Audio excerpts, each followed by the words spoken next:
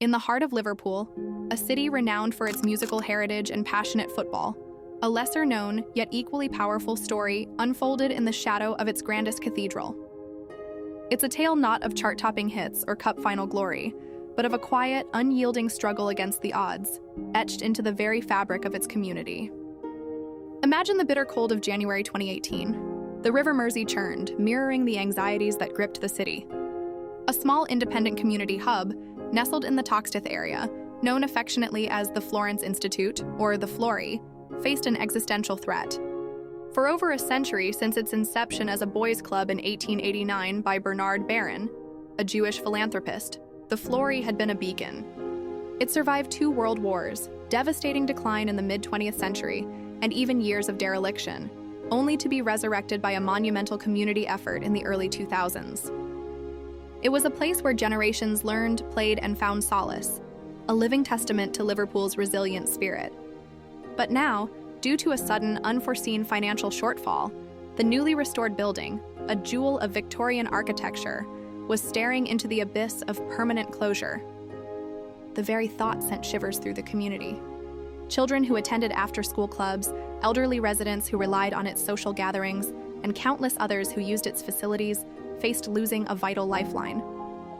Enter Maureen, a diminutive woman with a will of iron and a smile that could disarm a dragon. She wasn't a celebrity, a politician, or a business magnate. Maureen was a local resident, a lifelong advocate for the Flory, and a volunteer who had poured her heart and soul into its rebirth. When the news broke, she didn't just despair, she galvanized. With an urgency that belied her years, Maureen, alongside a dedicated team of volunteers and staff, launched a desperate last-ditch campaign. It wasn't a grand PR-driven affair. It was grassroots Liverpool at its finest. They knocked on doors, set up stalls in freezing markets, plastered homemade flyers across the city, and crucially, took their plea to social media, hoping their story would resonate beyond the familiar streets. And resonate it did.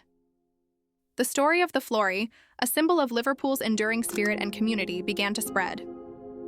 Donations, large and small, trickled in. Local businesses offered support. Even celebrities with Liverpool roots touched by the genuine plea shared their messages of encouragement.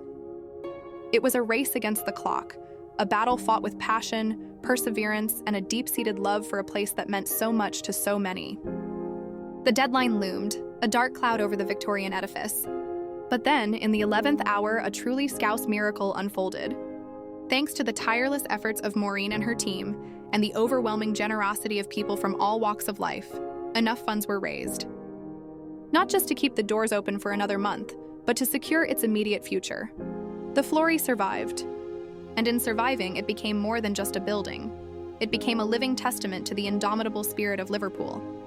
A city where community isn't just a word, but a way of life, and where even in the face of daunting odds, a passionate few can truly make a difference.